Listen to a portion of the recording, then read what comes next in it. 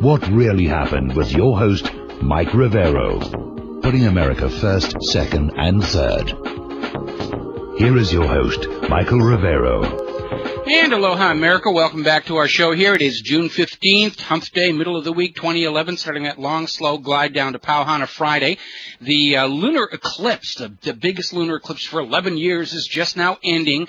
It's on the other side of the world, so we weren't able to really watch it. I'm having fun with it anyway. I've got this werewolf chained up down in the basement. It's kind of fun watching him start to get bald on one side and loses a little more hair. And about, halfway into the eclipse, he's on the phone calling the Hair Club for Men and getting really insecure about his testosterone levels and everything. But the eclipse is over and he's back to normal, but he's looking a little neurotic right now. So we're going to change his flea collar and let him go. All right, we have a lot of stuff to talk about today that's really a lot more serious. Phone lines are open, 877-342-6673, 877-342-6673. Brett is in the control room, twiddling the dials, and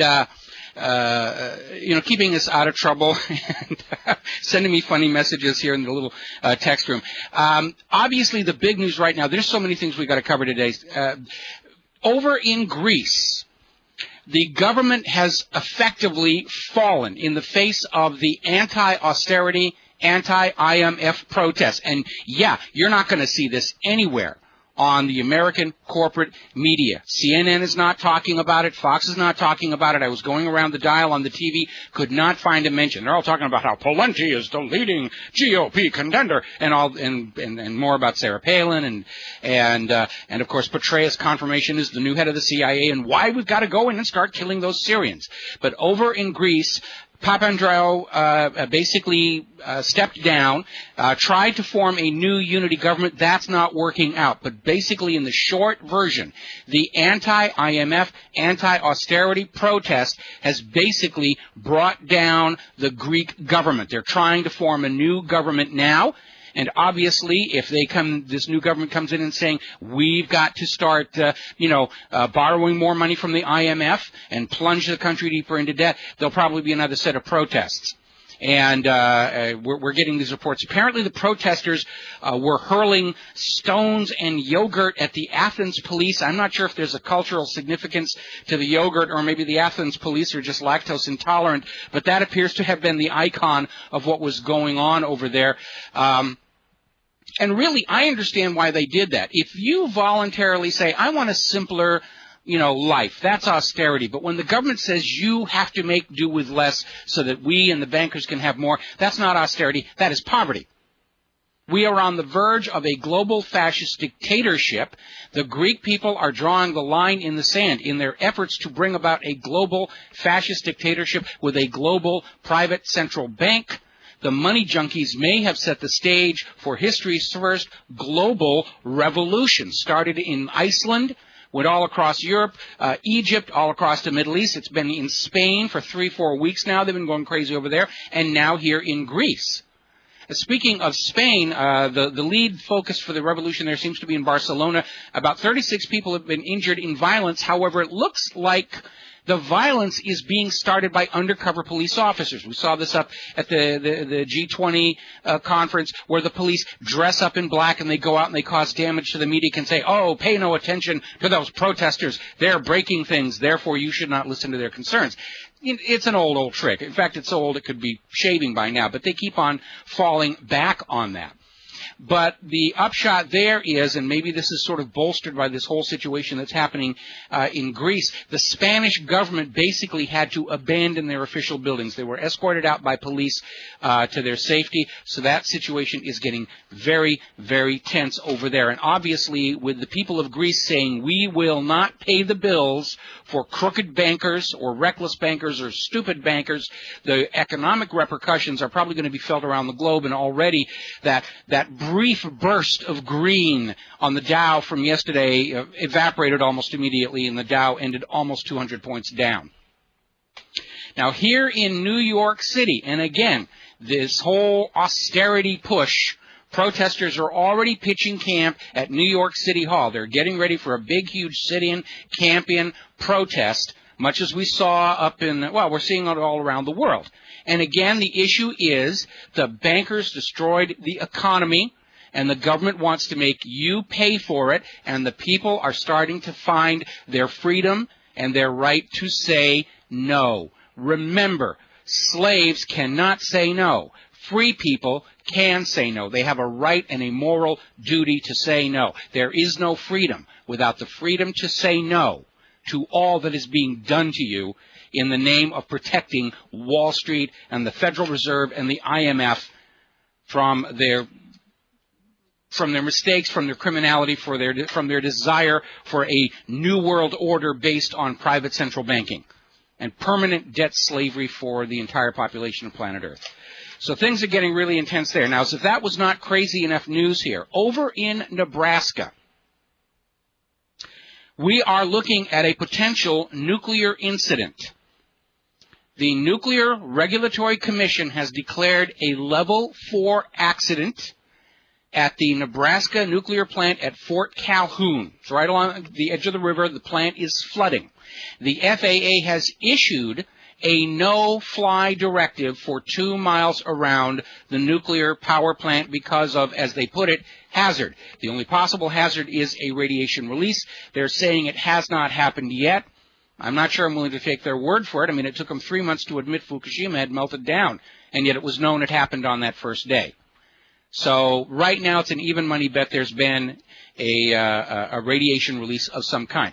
And again, we get back to this thing about, the money junkies making really bad choices with this very dangerous technology. They build a nuclear power plant on the bend of a river that is known to flood every single year. And they've already had past problems with flooding, but nobody wanted to spend the money to maybe waterproof the place a little bit more, put up little higher flood walls. I mean, they're protecting this nuclear facility with sandbags. And we know that's not going to work any more than the seawall at Fukushima protected them. They put up the minimum legal requirement, and then they say, oh, gosh, gee, act of God wasn't our fault.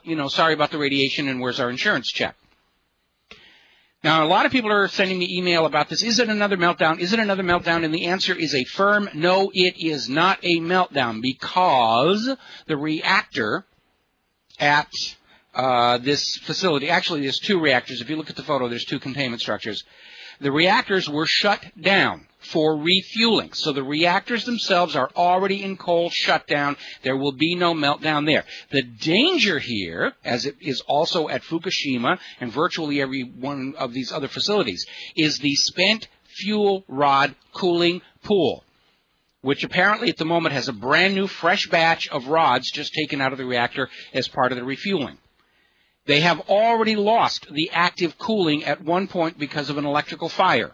And now there's concern that the floodwaters could get in, short out the electrical system, and stop the pumps that are cooling down the spent fuel rod cooling pool. For those of you who have not been paying attention all along, the problem there is that even after they're taken out of the reactor, the fuel rods are still generating an intense amount of heat because of decay processes. The fission activity that is used to generate electricity from these fuel rods results in certain very unstable isotopes building up, accumulating in the fuel rods. And these isotopes are not useful for power generation, but left to themselves, they're decaying, they're putting out an intense amount of radioactivity and an intense amount of heat. As long as these rods are kept in these cooling pools and water pumped around them, with boron to help damp out the neutron flux, over time they will eventually cool down to where they can be, well, nobody knows where they're going to be put. They're just piling up. But that's the situation. Now, if the water stops circulating, if the pumps quit, this is also what happened over at Fukushima, the rods will start heating up the liquid in the cooling pool, and at some point the liquid will start boiling off. After that happens and these very hot rods are exposed to the atmosphere, they can spontaneously catch fire and start pouring highly radioactive smoke up into the atmosphere and downwind from this power plant. So that is the risk and the danger and the hazard. and the floodwaters are going up. The Corps of Engineers is saying they're expecting the flood. It's going to be a record flood. They had record snowpack. Now we have record floods. And the worst case scenario, and we should look at it because that's what we got in Fukushima, was the worst case. Some of these upstream dams have not been maintained, and they're in very questionable situation. There's a possibility of a collapse, or in order to avoid the collapse of a dam, they'll have to let more water flow, which will simply flood into the building. The last photo I saw of this power station, the water is already up to the buildings and going inside. So I think this is the reason the FAA has this no-fly zone. So Fukushima, yeah, that's a major problem. Now we got one right in the American heartland. Now, because of all these problems, it's not a surprise, and I know we got a phone call. We're going to take it right after the commercial break here. Chancellor Angela Merkel in Germany just did an about-face. Germany will now phase out all nuclear power by 2022, shutting down 9 reactors and refusing to restart 7 that were already shut down after Fukushima. We'll be right back after these commercials. And aloha, America. We've got a couple of callers on the line. We're going to go to John in California. Aloha, John. Welcome to the show. What is on your mind? Hey, Mike. Thanks for taking my call. I actually didn't even hear about the news out in Nebraska. I'm actually from Nebraska. I've been out here in San Diego for about 2 years, but all my family, lots of friends back in Omaha. Fort Calhoun's about 20, 25 miles north of Omaha. So, it's just right down the road, basically. And that's very concerning to me. I'm going to call my dad as soon as I get off the phone here and see what's going on. We stay in touch quite a bit, and he did tell me that they shut down the power plant. But I didn't realize that, all the information you just reported. So that is concerning to me. And it just kind of shows how out of control the government is, and just, they really can't do anything. They're certainly not looking out for anybody's interest in any fashion. And people that, even think that remotely are just living in a fantasy world. Yeah, they've been trying to do all this stuff on the cheap, and now it's catching up with them. Yeah, exactly. It's pretty disheartening to hear that. So I'm going to call my dad as soon as we get off the phone here and see what's going on over there. One thing I did want to comment on though real quick, I woke up this morning and turned on my computer and was looking at the news. We got a secret base in Yemen being built now to carry out covert well, strikes it's not over much there. of a secret, is it? Well, right. I mean, it's just, things are just so absurd these days. And I was thinking, could you imagine if there was an honest, legitimate Nye Commission these days? The Nye Commission was basically an investigation into the origins of World War I and the munitions makers and the bankers that were behind the war and profiting off of it. I mean, could you imagine if one was to, an honest one were to take place today? I mean, we've had plenty of good investigative journalism to expose most of everything, but I mean, an official government report coming out with all this stuff, it's just, new levels have been reached on a day, every day is a new level of just outrageousness that's going on, so. Yeah, you're absolutely.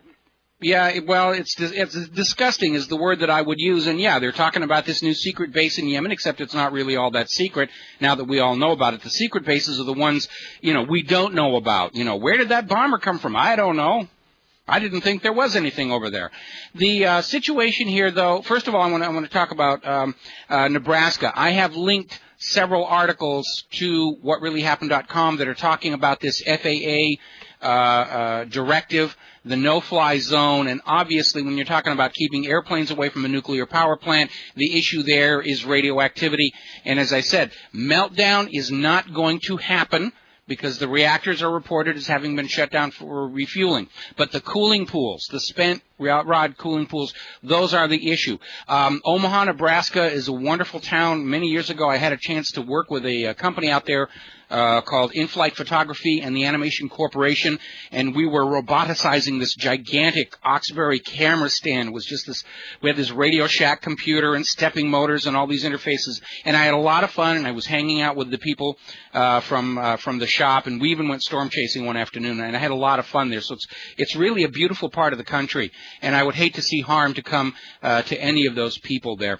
Now, as far as the situation with the push for war, the U.S. government is basically, they're in a corner now.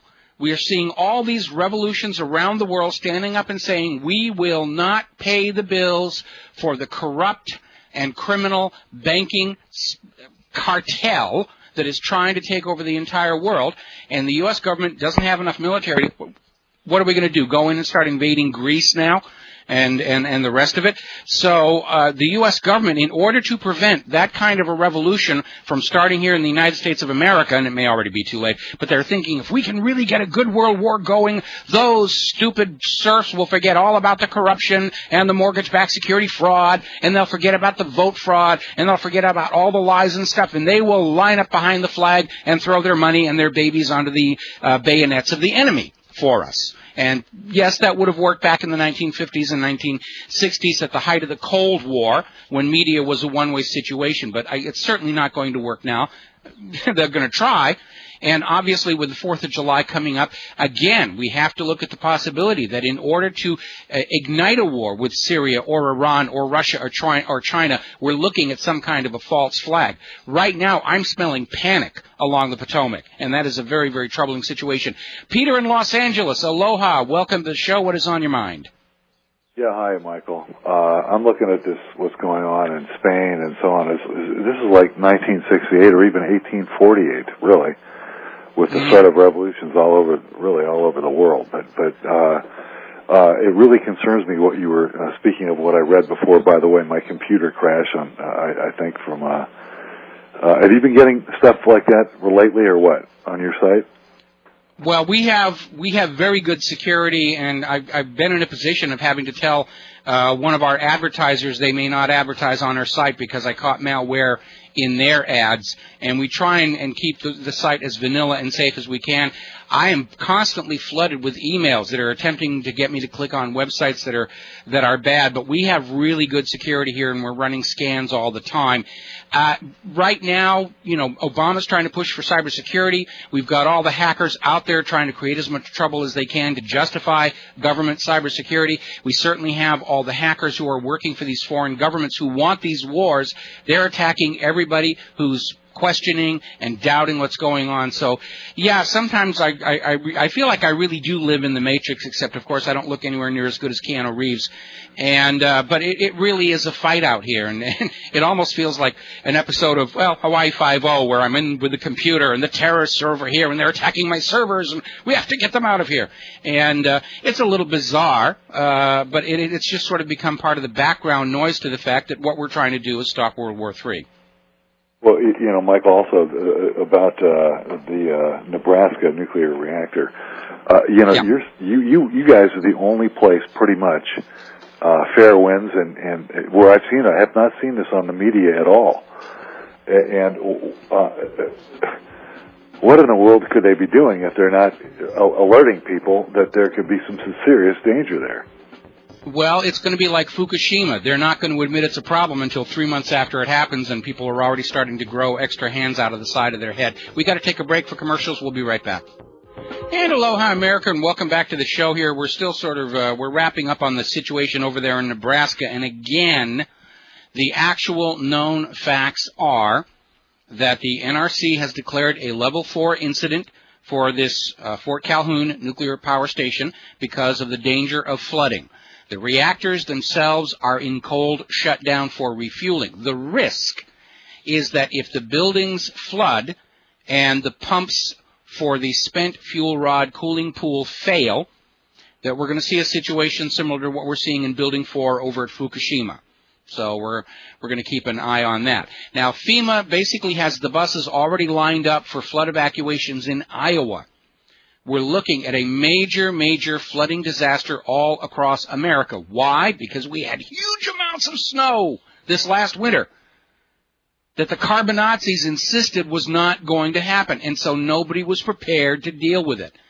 We had local community administrations, local governments, councils, county seats didn't get extra snow plows, didn't get extra road clearing chemicals. They just said, we don't need to buy that stuff. Al Gore says we're not going to have much snow anymore. Remember when Hadley CRU was saying that snow was going to be a thing of the past? Even last October, the UK Met Office was predicting a very mild winter. And here we have, our third harsh winter in a row. And this is the reason we're struggling with the situation. We already know infrastructure and resources have been cut back to pay for all these wars and Wall Street bailouts. And that's why they're not prepared to take care of the nation. They're too busy taking care of Wall Street, too busy projecting power in other countries, and too busy dropping money all over Israel. And they're not taking care of this country. This next election, please remember, America needs leaders who will put America first, second, and third. When you get politicians like Newt Gingrich standing up there and saying, when I'm president, the first thing I'm going to do is move the embassy into Jerusalem. That's not a man who's thinking about taking care of the people who vote for him or pay his job or pay his bill, fund his paycheck, whatever. Meanwhile, scientists are looking at solar activity. Now, the carbonazis, the warmistas, if you will, their primary article of faith is that the temperature of the Earth is totally controlled entirely by your plastic disposable bottles. And there are no other factors that influence the Earth's temperature like, well, that big bright thing up in the sky. And the reality is there is an incredible amount of hard scientific data that shows that the sun goes through these cycles of energy and sunspot activity and solar wind activity, and it does, in fact, correlate to the climate we see here on the Earth. Now, one of the things that has surprised a lot of people, and remember, accurate solar observation, solar astronomy, is only about 100 years old. Prior to that, people would say, yeah, that's the sun, and that's all they really knew about it. Real analysis of what's going on, even how the sun even worked, is only about 70, 75 years old. And they're just beginning to see. And they understand there's the normal sunspot cycle. Goes 11 years or 22 because the magnetic field is reversing.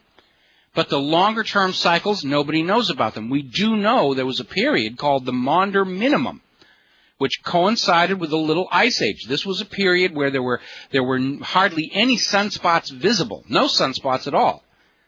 And the Earth got cooler. And so now we're in this situation where next year was supposed to be the solar maximum, the maximum amount of solar activity, maximum sunspots, flares, prominences, all the really pretty things. And it's just not here. And there are 3 separate studies, peer-reviewed studies, coming out where they're saying basically the sunspot cycle appears to be quieting down. And we're looking at a period of solar inactivity that is looking at a new Maunder minimum, which means the world is about to get very, very, very cold. Did I mention it snowed here in Hawaii last week? And so what we have here is the politicians, the money junkies, bought enough science to try and sell you the need for a carbon tax and a global environmental authority. And they were just going to bubble it all up and make a lot of money. What Al Gore wanted to do with carbon dioxide is the same thing that Ken Lay did with electricity to California. In fact, Ken Lay actually helped Al Gore set up his little carbon exchange. It's just another scam. Create the illusion of a crisis and sell everybody a solution for a ton of money. And the carbon credit, I mean, these guys were laughing all the way to the bank. It's the only commodity in the international marketplace that involves not delivering the promised commodity. With gold and orange juice and sugar and pork bellies and the rest of the commodities, the contract is to produce the commodity in a certain amount at a certain time. The carbon credit is a promise to not produce carbon dioxide in a certain amount by a certain time. Complete reverse. And they wanted to buy and sell and basically Enronize these things. And Al Gore and his buddies got very, very rich because they've already got this scam running in Europe. And now they're trying to bring it here. And even today, they're still out there saying, oh, really warm. We had that ridiculous article that came out of Minnesota about a week ago where they're talking about, oh, man, it's going to be a really hot summer. And there's still snow on the ground there. Because they've been told the agenda, you will sell global warming because we're all going to get rich off of it. And we'll share a little bit of the scraps with you in the media as long as you do as you're told. But the reality is we could be looking at a new ice age. I don't know that we are. The best that we can say is we really don't know, but we ought to be very, very leery of expensively produced documentaries that are handed Academy Awards and Nobel Peace Prizes even though the courts have said at least 11 of the claims that are in Al Gore's film are outright lies.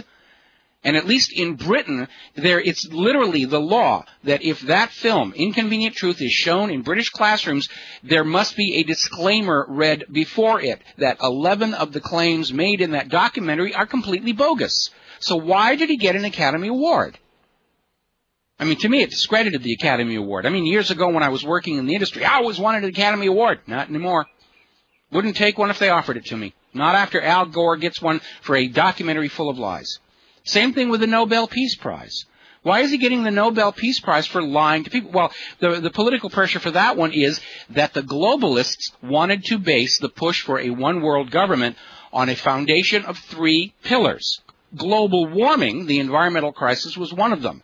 The when pigs fly flu pandemic was going to be the second. That didn't work out very well. And the global financial crisis requiring a global financial bank was going to be the third. People around the world, like in Greece and in Egypt and in Iceland, understand that globalism is what turned an economic fraud in the United States into a global disaster, and more globalism isn't going to fix it. That's like backing the Titanic up and whacking the iceberg on the other side in the hopes that that will stop the water from leaking. It doesn't make any sense. And so global warming is about the only real lever they have to continue to try and sell this need for a one-world global environmental authority, which will be the open door to a global government. It's all falling apart on them. But they're out there. You know, if at first you don't succeed, lie again. All right, we got to take a commercial break here. Phone lines are open. 877-342-6673. 877-342-6673. We'll be right back. We will not go down in the night without a fight. You can burn up our mosques and our homes and our schools, but our spirit will never die.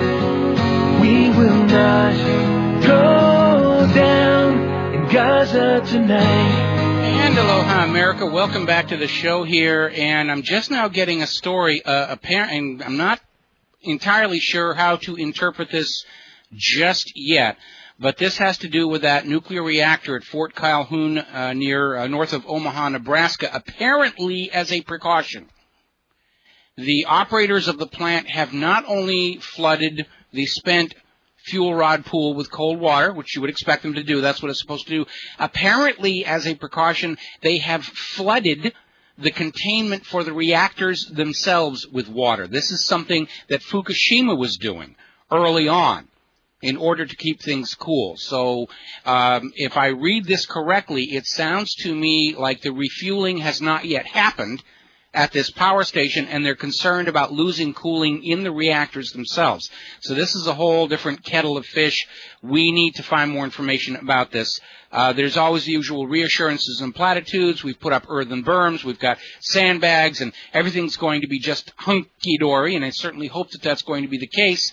But again, you know, they were saying everything was fine at Fukushima, and then 3 months later, well, yeah, we had this little China syndrome thing that we've got to deal with. So, all right, I'm going to put that up there at the website for people to look at and comment on. All righty, let's see. No phone calls waiting. I want to go back and talk about the situation, the repercussions, if you will, of the collapse of the government in Greece. Apparently, the prime minister sacked the cabinet, and it's unclear whether he has resigned or is going to resign, but there is a lot of chaos over there. At this point, it is very obvious Greece is now in a time of transition.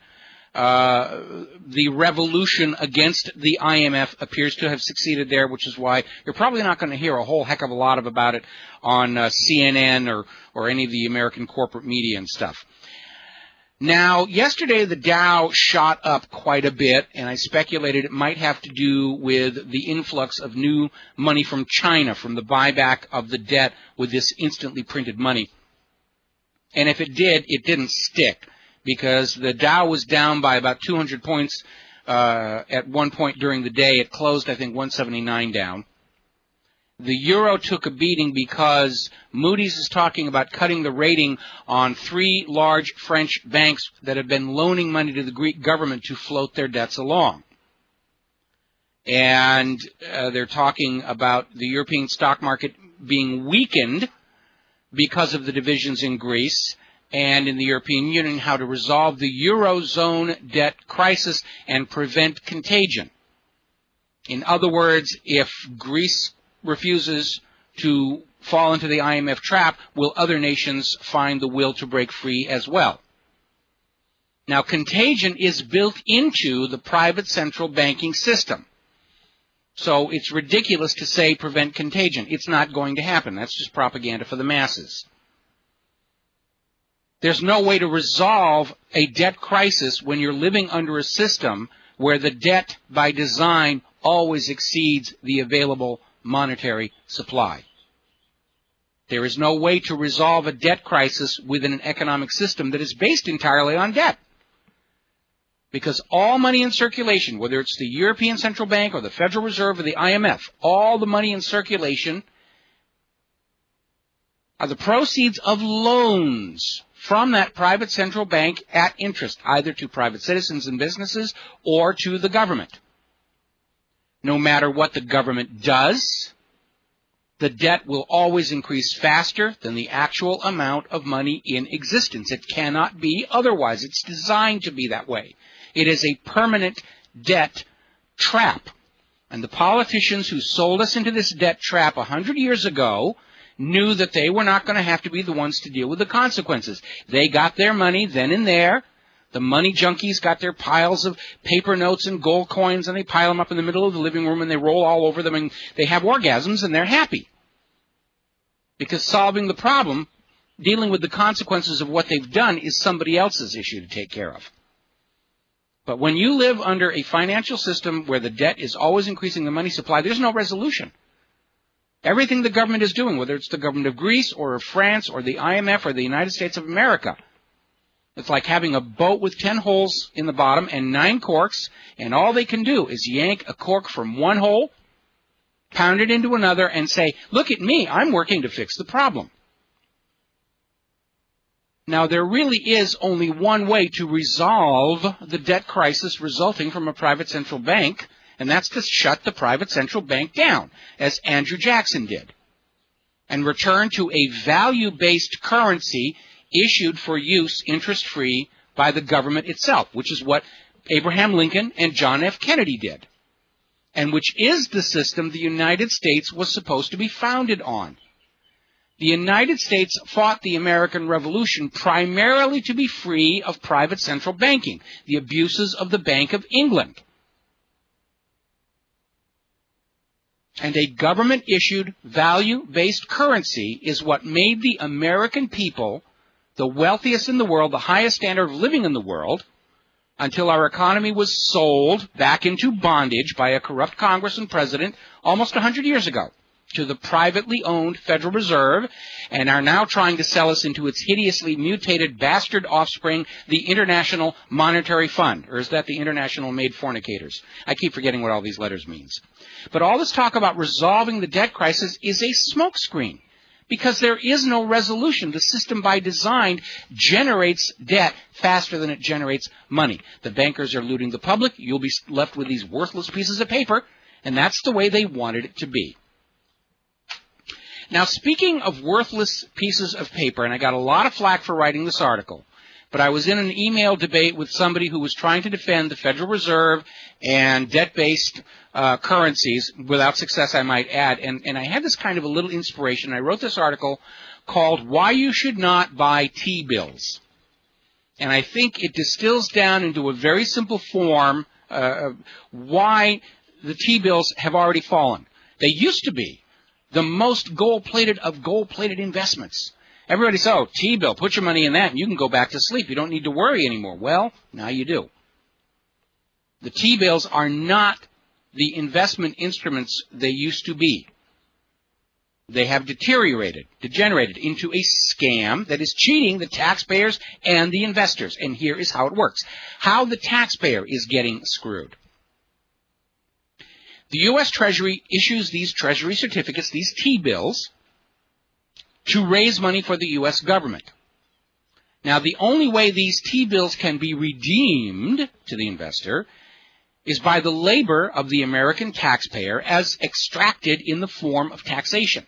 For each dollar the U.S. government borrows, some taxpayer down the road has to surrender his earnings for a dollar's worth of labor plus the accruing interest. Now, this is done, needless to say, without the permission of the American worker. So far, so good, as long as you're not angry about that no permission thing. Here's where it all came apart. We have this problem with the mortgage-backed security fraud. And along with endless bailouts taken from the people to keep the Wall Street criminals out of jail, the United States government, and this is documented, starting with the Bush administration and accelerating under Obama, gave generous tax credits to corporations that actually encouraged the offshoring of jobs to other countries. The immediate goal was to take away America's ability to pay their mortgages so the banks could swoop in, confiscate whole properties to put on their balance sheets to remain technically solvent.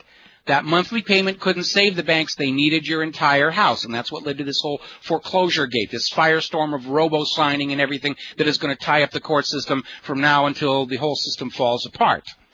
But what it meant in the long run, by taking away high-paying jobs, is that now the taxpayer is committed to work twice as long to pay off those T-bills because he's only being paid half as much. So now the taxpayer is obligated to do effectively $2 worth of labor for every $1 the U.S. government borrowed, plus, of course, the accruing interest. And I don't think anybody in this country consented to be paying off the government loans after the government basically cuts our ability to do so. The government says, we're going to borrow this money, you're going to pay it back, and we're going to set it up so you have to work twice as hard to pay it back as you would have at the time we spent the money. That's basically what they're saying. That's how the taxpayers are getting screwed. Now, how the investors get screwed, and I know we're almost at the top of the hour, so I've got to speed up on this. The government is borrowing more money by selling these T-bills. According to our guest we had on the radio yesterday, 80% of these are being purchased by the Federal Reserve that simply prints up money to give to the government to spend for all of these bills. And the money goes into the financial system for purchases for war material, gifts to Israel, and, of course, more bailouts to Wall Street. The problem is this is adding inflation. And the dollar is losing its value almost 21% just in the last year alone. So for those 20% of real investors who are buying the T-bills, the rate of return on the T-bills cannot offset that 20% annual loss in the dollar's value. That means you may get a little statement saying that your purchase of T-bills earned you X number of added dollars.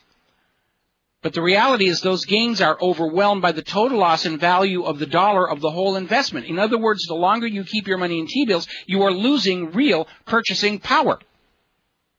And they still want to raise the debt ceiling to do this some more. So this is why T-bills are not the investment they used to be. If you're buying T-bills, you're being a little bit foolish. And I know the people selling you the T-bills, well, they're getting the commissions. They don't care whether it works or not. That is one of the reasons why the stock market went so crazy during this whole mortgage-backed security fraud.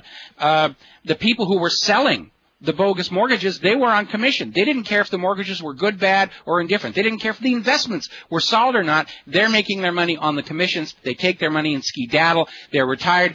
Again, it's that mentality that somebody else has to clean up the mess after they are gone.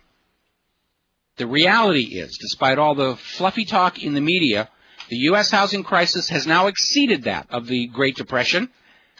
And the workers' portion of earnings and income in the United States is now at an all-time historical low.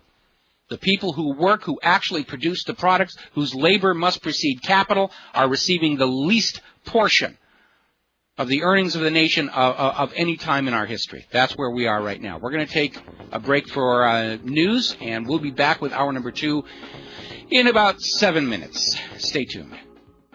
And aloha, America. Welcome back to the show, and I would love to call your attention to the coverage given to Greece in that last news break. There was a brief mention over the fact that, yeah, there's some anti-austerity protests going on, and then the rest was all about how, you know, the IMF is insisting that the Greek prime minister must impose austerity and blah, blah, blah amount of money, and he must cut spending on the people by blah, blah, blah in order to get more money coming in, and it was all about what the bankers want to happen in Greece, and very, very little about what the people of Greece want for themselves. And I think that, of course, it's either an institutional blindness, or maybe it's just part of this tendency in the United States of America to simply worship money and to give whoever's got a lot of money a lot more credence and a lot more ear. Oh, poor people, we don't need to listen to them. Yeah, you do, because there's a lot of them. And they're very, very angry right now. Now, we do know the cabinet got fired in Greece. We know that the prime minister is talking about leaving. We don't know if he's left or not. My guess is he's going to be gone really soon. And there's not a thing, the last thing he's going to do now is go back and say, yeah, we got to cut spending on the Greek people so we can give more money to the bankers. And this whole row of dominoes might start falling. And again, it is inevitable. It has to happen somewhere because of the way the system is set up to create more debt than there is more money. At some point, the pyramid must collapse. It is all a pyramid scheme. All of these private central banks with debt currency, they're pyramids. They're Ponzi's. The really big ones can last for a very, very long time before they collapse, but eventually they must collapse. And that's exactly what we're seeing here right now. The Federal Reserve has been in existence for almost 100 years, and we're looking at the beginning of a collapse in the United States of America.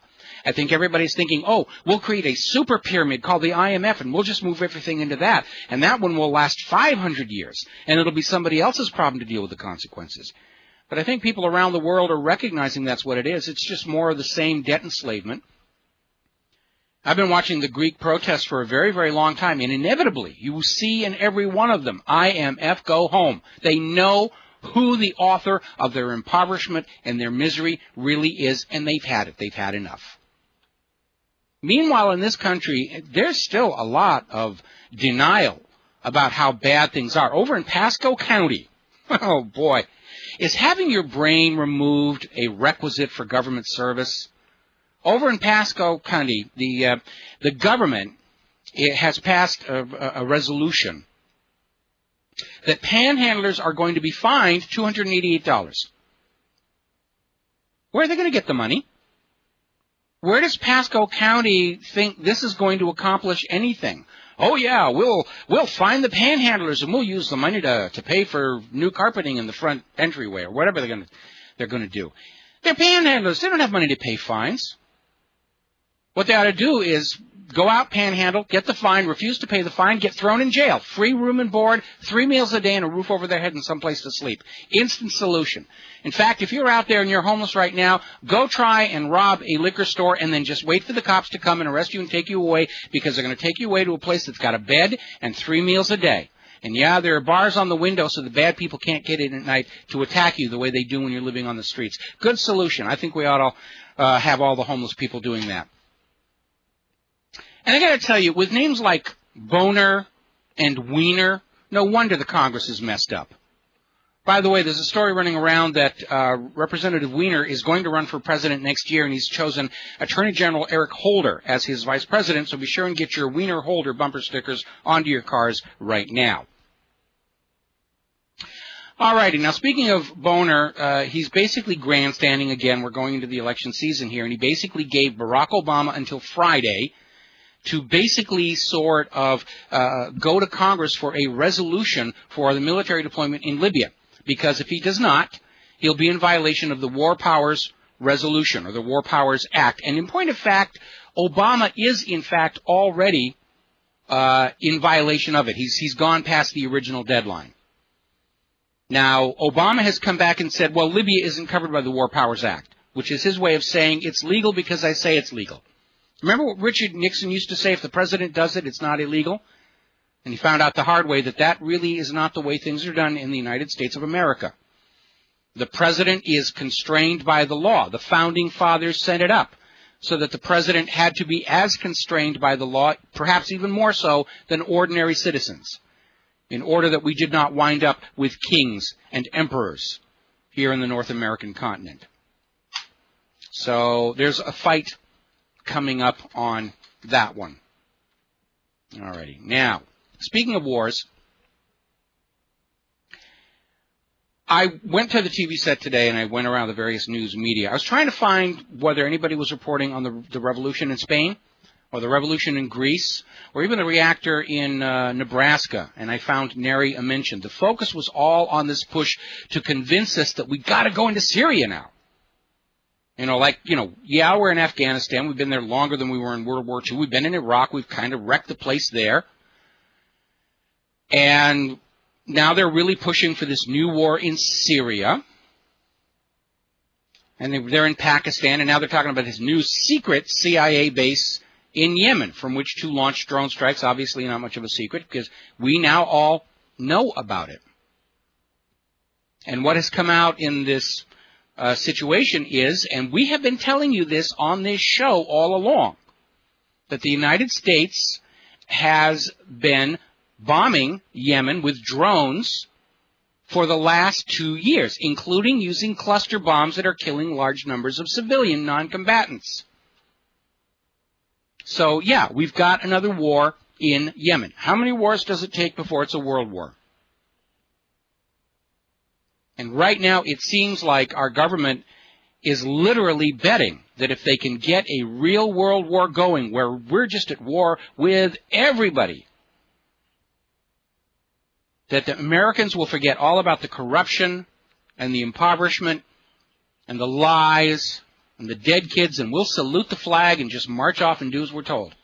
And it's not going to work, because the world is very, very different today. But there seems to be a lot of wishful thinking and perhaps even denial going on in the halls of power. All righty, let's see. Does not exist. All right, we just had another quake out here in the Pacific, but they're saying no tsunami, which is great. We've had enough of those things. Now, as you're probably aware, the United States has been pushing for this missile shield all over Europe, and today the Czech Republic has pulled out of it. They don't want to have anything to do with it, because if there is a war between the United States and Russia, as the United States seems ultimately intent to create, or more to the point, Israel wants to create on our behalf, because if they can get the dumb Russians and the dumb Americans to kill each other off, then Israel moves one step closer to being king of the world. So the Czech Republic said, we do not want to get caught in the crossfire between a disagreement between the United States and Russia, and so we're pulling out of the U.S. missile shield. And, of course, it's rather embarrassing, because the official story of the missile shield is that, we need to put these missiles all over to protect Europe and the United States from Iran. And yet, if you look at a globe, it's very obvious that the Czech Republic is not really strategically located to deal with a missile threat from Iran, even if one existed. And again, going back to history, since 1979, when Iran became an Islamic republic, they have not invaded anybody else, a claim that cannot be matched by the United States or by Israel. And I want to remind you all about one more thing here. When we talk about, Iraq's nuclear threat, and Iran's nuclear threat, and Pakistan's nuclear threat, and all the rest of that situation, there is really only one nation on earth that has ever actually used nuclear weapons of mass destruction against the civilians of another country. And that's the United States. The United States of America is the only country to ever actually go out and murder mass numbers of civilians in another country with a nuclear weapon of mass destruction.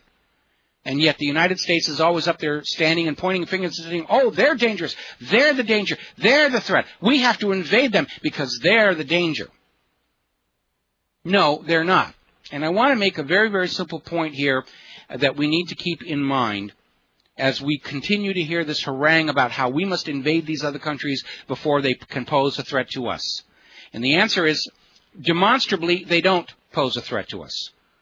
The United States has not been physically invaded by a foreign country in a very, very, very long time.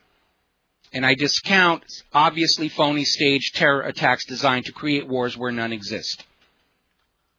But beyond that, there's the issue of America's own nuclear arsenal and a historically proven track record of a willingness to use it.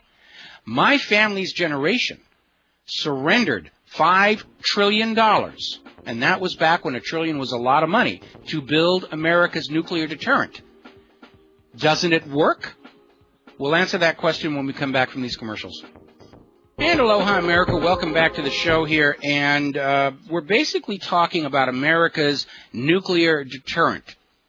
All those missiles in the silos, all those missiles in the airplanes, the stealth bombers, and all the rest of that stuff out there. It's a huge, huge nuclear arsenal. Trident missiles, Ohio-class submarines, nuclear-tipped cruise missiles from the 6088 enhanced submarines, Virginia-class submarines, Seawolf submarines, TLAM-Ns, all of that stuff. Huge amounts of nuclear weapons. This whole obsession with nuclear fission power plants is part of the smokescreen to cover the continued development and creation of these nuclear weapons. Because they take the leftovers from these nuclear reactors and the refining process to make their weapons, whether it's depleted uranium weapon for tank shells or whether it's actual plutonium for bombs, which is what you get left over from these power stations. If we abandon nuclear power, the United States government is going to be hard-pressed to come up with plutonium for plutonium-type weapons. And without fission power reactors, it's hard to justify the intense expense for uranium enrichment for nuclear weapons. And the anti-nuclear weapon crowd would say, why are we still building these insane things when the goal is that nobody should ever use them? So, the United States of America has this immense nuclear deterrent. Submarines, stealth bombers, cruise missiles, Minutemen, all this kind of fractional orbital bombardment system. We have over on the leeward side of this island, we have all these bunkers where they store nuclear weapons in case we need to blow somebody up in the Pacific. My parents' generation spent $5 trillion. We're forced to spend $5 trillion to build all of this stuff. And that was back when $1 trillion was a lot of money. Not like today where Bernanke's just printing it up and handing it out like it's monopoly money. But $5 trillion back during my parents' era was a huge amount of money to build all of this stuff. And the rationale for all of this spending was to deter other nations from attacking us. Okay, well, we spent the money, and we have the nuclear weapons. And starting with Bush, they spent the money to upgrade and modernize and maintain them. Certainly better than the flood control along our major rivers in the United States. Okay, well, if we've got the deterrent, then we don't need to be invading Syria and Yemen and Pakistan and Afghanistan and Iraq and Iran. They're not a threat to us. Because anybody that actually attacks the United States of America will be obliterated. If Iran were really to attack the United States of America, we could turn the entire country into a giant glowing green glass parking lot and then send the Marines in there to paint the stripes. We are not going to be attacked. And it therefore follows we don't need to have our soldiers in some 700 military bases garrisoning the world. It's not necessary if we're truly dealing with the idea of defending against an enemy.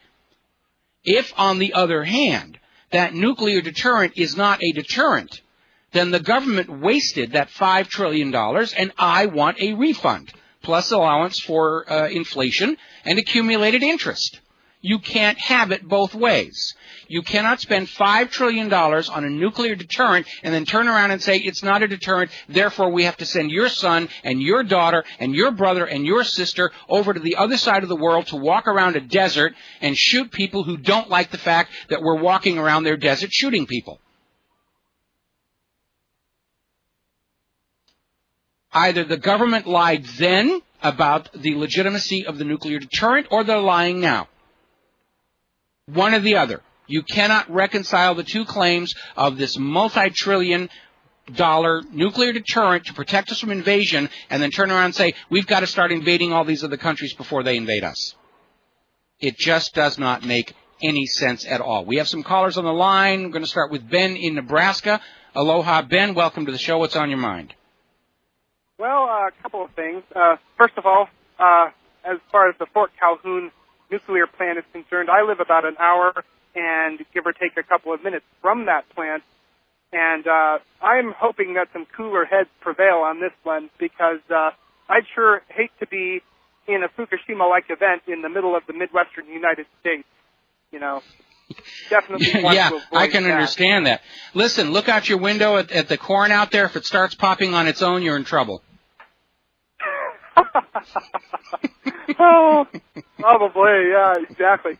And another thing is, yesterday during your phone interview with that gentleman, you had mentioned something about you are looking more towards the possibility of just a pure collapse of the economy. I don't know. I'm starting to agree with you on that point, but I'm also seeing this big protest in front of the New York City Hall right now. Oh, yeah. And I don't know how many people they said were attending that, but I don't know. Part of me is just hoping that they can do even better than Wisconsin did, and can maybe get something really going to where a revolution might be, imminent. I think we're very, very close here, and the reason is, I think, especially after we saw what happened up there in Wisconsin, especially with their state Supreme Court reinstituting the ban on collective bargaining rights, the message has gone out. You cannot work with the government. The government is not interested in talking to you about anything. That leaves only one other option. We got to go Cairo on their rear ends. Exactly. And it's kind of funny, they're naming this little tent village Bloombergville. So I am just definitely hoping against hope maybe that this really gets things kick-started. So I know you've got other colors, so thank you very much. All right, well, thank you very much, and we're coming up on a commercial break here, so I'm not going to take another caller until we get back here. But, yeah, I think what's going to go on is tomorrow morning the European stock market is going to wake up to the realization that Greece is going to default because the people of Greece don't want to pay the bills for crimes they did not commit. And the dominoes are going to start falling, and it's just going to race around the world. And short of, lighting up the nukes, I don't know how they're going to distract us from it. We'll be back after these commercials.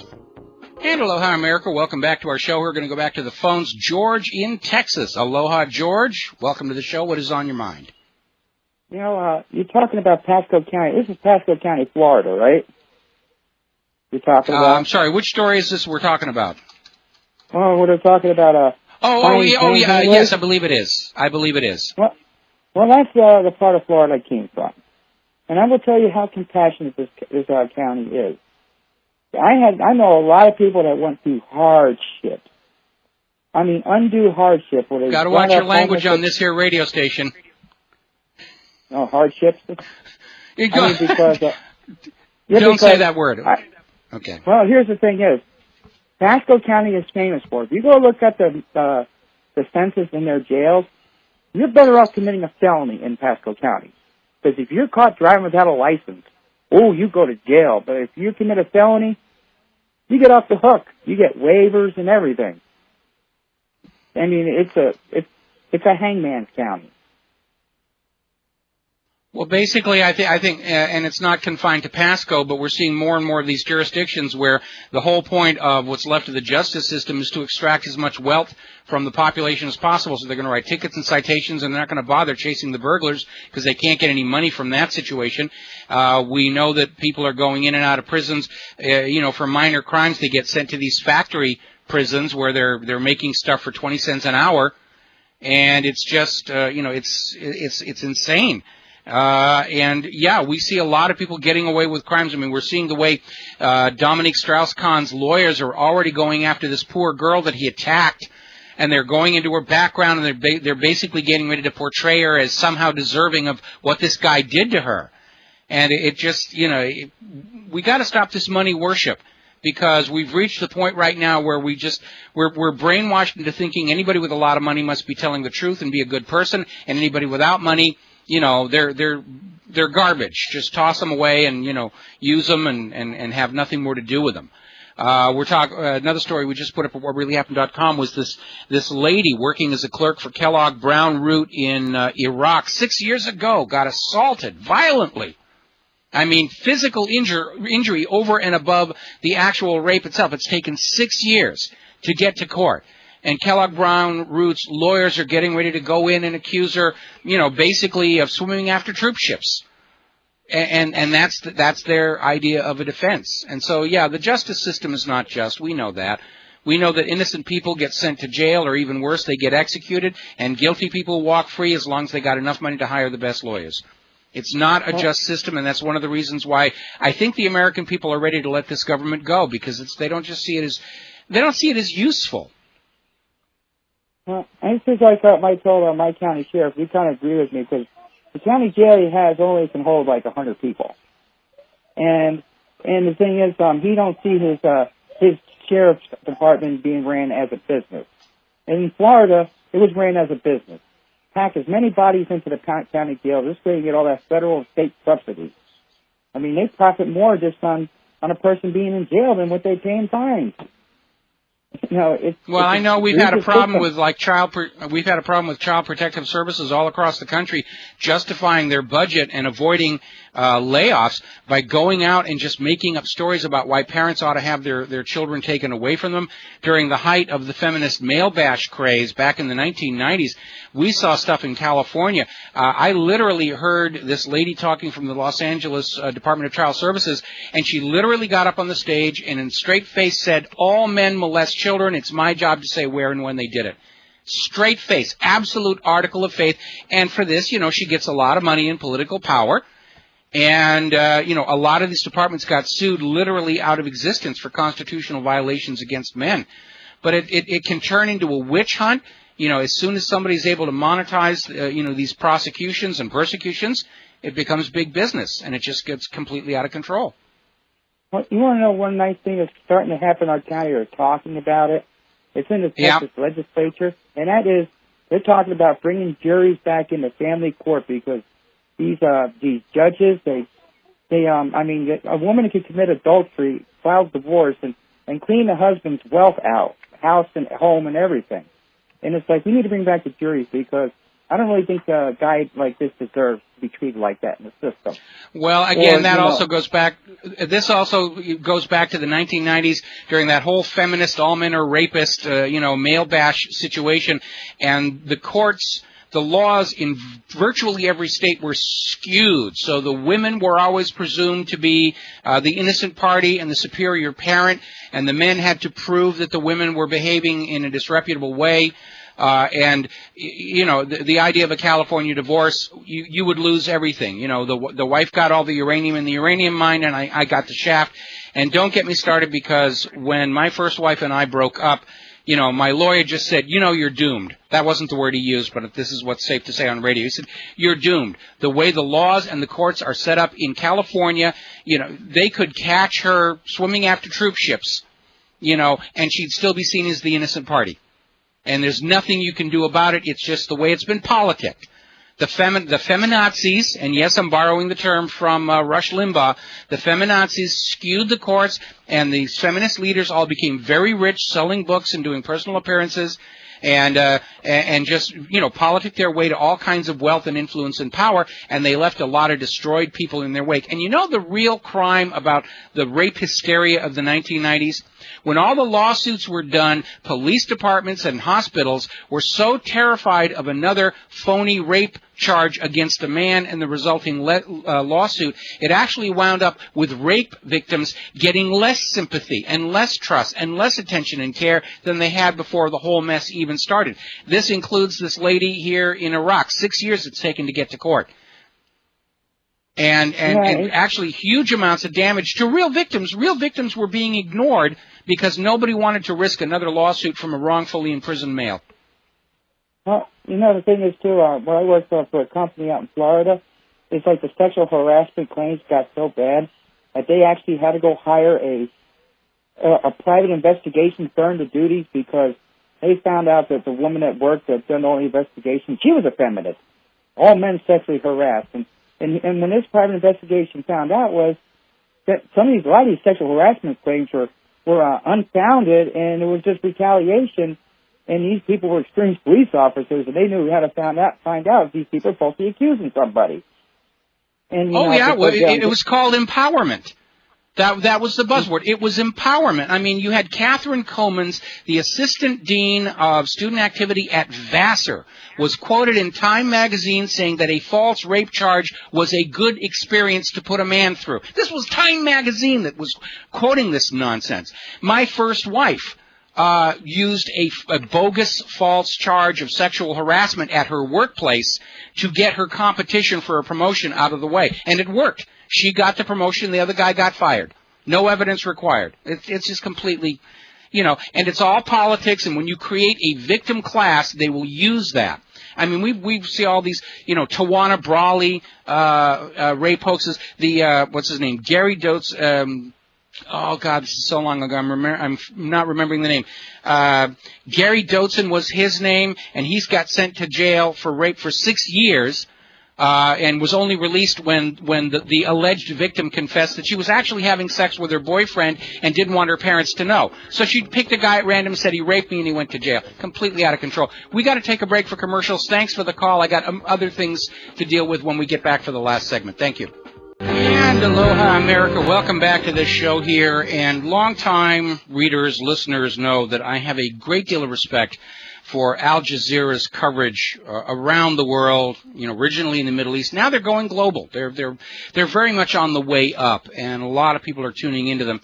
And we just linked to a story that they did about Mexico down in Juarez, which used to be this booming industrial city on the border between the United States and Mexico, and was once held up as the model of economic progress. And now it's the front line in the very militarized war on drugs. And we're not exactly sure what's going on, but about 8,000 people have been killed there since 2008, when President Calhoun sent the army in to carry out his offensive sort of against the drug cartels, but we're not really sure. It's looking more and more like it's a war between drug cartels than an actual attempt to eradicate. But there's an interesting little story the line in the story about how Sinaloa and Juarez cartels are fighting for the city and the access it provides to the multi-billion-dollar U.S. drug market only a few hundred meters away. Now, there's 2 points I want to make here.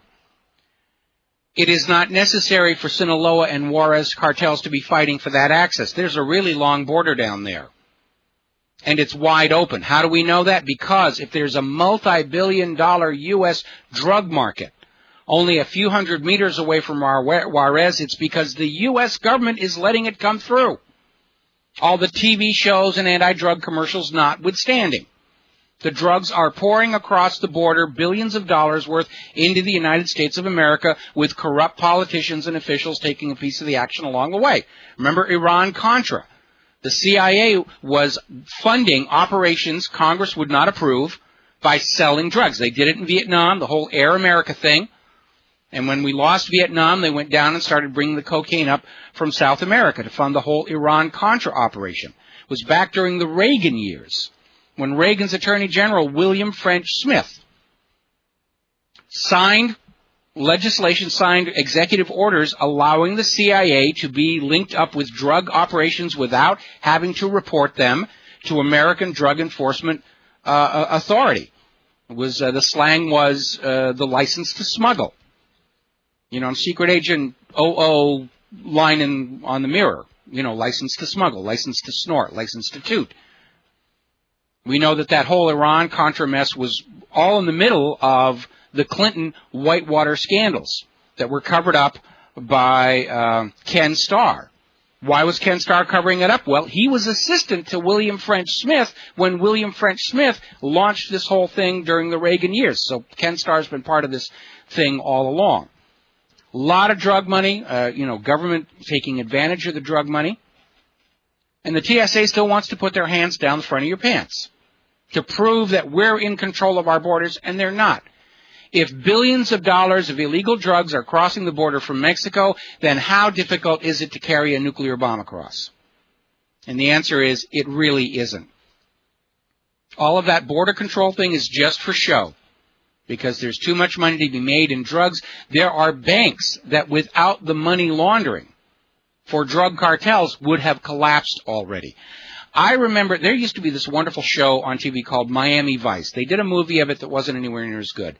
But Michael Mann has a lot of courage because he had this very successful, glamorous show about Miami Vice and Don Johnson and a lot of hot babes and everything. And then toward the last season, he started getting into some areas where he was making some serious political commentary that you needed to pay attention to. I remember one episode called Stone's War, where they're talking about the Iran-Contra affair and the drug smuggling that was being used to fund it. And there was another episode where they had basically tracked money laundering down to this big, huge bank, and all of a sudden the investigation was stopped by the governor of the state or some very high authority. And the banker said, look, if you stop the laundering, the entire economy of the state will fall apart because we're dependent on that cash flow to stay solvent. The politics of contraband, as they used to call it. The series was then canceled after that, and I think probably Michael Mann was getting a little too close to some people. But it was a very popular show, and, I did watch it. And I don't know if it's out there on any of the channels for reruns. It may seem a little bit staid then, but they broke some very important ground there. Stone's War was absolutely, absolutely the best episode. They even used as theme music Lives in the Balance from Jackson Browne, which in and of itself is a wonderful telling song about this stuff. And they're letting the drugs just pour into the nation because there's a lot of money to be made from it, and the TSA is still going to go around putting their hands down the front of your pants. TSA is in the middle of this 3-state security exercise where they're setting up these Viper checkpoints. Your papers, please. We must see your papers. And we've been down this road before. When I put this story up on whatreallyhappened.com, I went out and I got a whole bunch of pictures of, people being stopped and their clothes are being opened and, the officials are looking inside and they're looking inside the trucks and they're looking inside the luggage and they're peeking in the shopping bags. And these are all pictures from the Third Reich and the Soviet Union.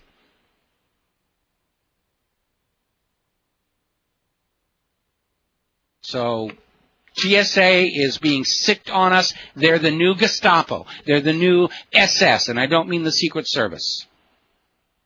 They're here to keep the serfs in their place, to keep us afraid, too afraid to stand up, the way the Icelanders did, the way the Egyptians did, the way the Greeks have done. And it looks like the Spanish are going to follow suit imminently. Meanwhile, back in the United States of America, the land of the free and the home of the brave, or at least that's what it says on the label, there's been a very interesting story where there was a police officer who threatened to use his taser on a man's genitalia in order to get him to confess to something, and made the mistake of doing it right in front of the camcorder on his cop car. So he wound up in court, Toronto, Canada, and blamed it on his diabetes. That's what's going on there. Meanwhile, down in Long Island police officer Garrett Manners has been arrested because apparently he stopped a woman at a traffic violation and said he would let her off the ticket if she would basically run her hand over a very sexually sensitive part of his anatomy, and apparently did it in full view of her friends in the car. And so now he's been arrested for that. Couldn't he just go to the airport wearing an I Love Bin Laden t-shirt? TSA would give him all the hand jobs he really wants. I mean, that's what the cops think about it. Just hit him with a zapper, trade for sex. No wonder nobody respects police officers anymore. I certainly don't. Now, interesting little story that we're going to finish the show with. I was shocked to find this. We're all familiar with the Magna Carta. It's considered a founding document of modern democracy, even though it was signed way, way, way back in the 12th century, and basically represented the end of absolute rule by divine right. By getting the king to agree that the nobility at least had certain guaranteed rights that the king could not violate without just cause. And a lot of the principles we find in the Declaration of Independence and the Constitution are in there, including forbidding the gathering of evidence with torture. That's in there. The requirement of a proof of guilt beyond a reasonable doubt before application of punishment. And rather amazingly, if you look at the full translation of the Magna Carta as it appears in the British Library, there is a prohibition against usury, against the loaning of money at interest.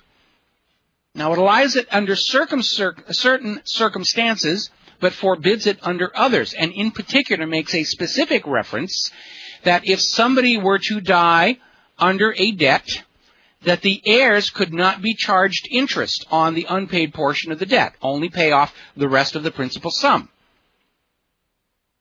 And it specifically mentions abuses by Jewish lenders, for which reason Israel and many of its supporters in England have denounced the Magna Carta as clearly being anti-Semitic. Because anytime anybody points out that there are abuses at the hands of Jewish bankers, like Bernie Madoff, you're being an anti-Semite. We didn't do anything wrong. I mean, there are people who want Merchant of Venice excised completely from all of Shakespeare's plays because it portrays Jewish people in an unfriendly light.